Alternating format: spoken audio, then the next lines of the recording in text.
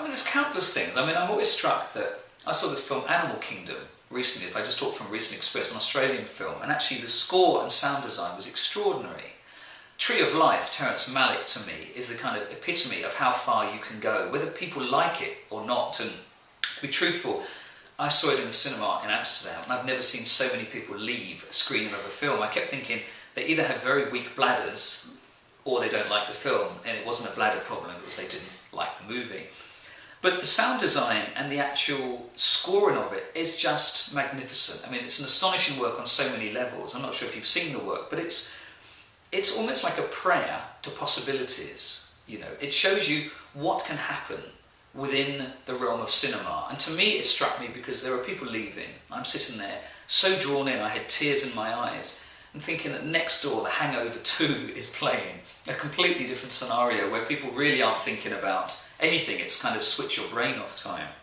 But I've seen so many examples over the years. I mean, you can see everything from The Conversation, a movie back in the 70s, where the sound design is so integral to the success of this film. You can look at everything from Steven Soderbergh movies, his Solaris kind of remake of the Tarkovsky film, or the same story at least. The sound design in that and the actual scoring by Cliff Martinez is just beautiful. I mean, it's almost like liquid. These two things flow together so beautifully. And to me, that's a success. When you have work where you're not sitting there thinking, oh, this sound is really driving me crazy, this is too much, or whatever it may be, then it's a success. I mean, classic examples of when this fails to me is when I see a film and I'm drawn inside this world and it seduced me and brought me right in, immersed in this kind of magical sphere. And then suddenly the credits roll and this heavy rock track starts to play and you think, why?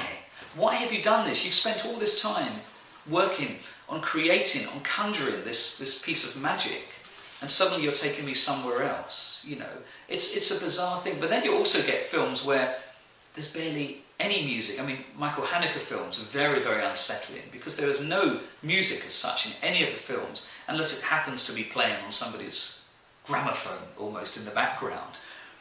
But often you have this really unsteady detail. There'll be something just sitting there, or maybe just the sound of an air conditioning system just floating there. That if you were to take that away, you would realise what an impact that actually had on your reading of the film, that they're so subtly done. And I'm always struck when I watch these types of films and I get to the end and it says sound design and you think, really? And you go back and you realise actually what position they played to manipulate you. I mean, David Lynch is the kind of classic example of this as a director, working with people like Alan Splett until he sadly passed away, and other people after that, in the way he's able to literally take an image. For example, in Lost Highway, a man walks into the corridor of his flat and walks into the corner, and the soundtrack is making this incredibly foreboding and you're sitting there in the audience thinking, no, what's going to happen? And nothing happens, he just walks out again. But it's extraordinary how far somebody can take you to that place without actually going anywhere, in a way. And that's really the combination of the sound and image when it succeeds. When I see a movie and I think, that's a Moby track, that's a garbage track, you know, that's whatever it may be. When literally it feels like somebody just went shopping. Tarantino's a different example. Tarantino knows his film history. And Tarantino will play really interesting tricks. If you know the music, he will take a very obscure Morricone song.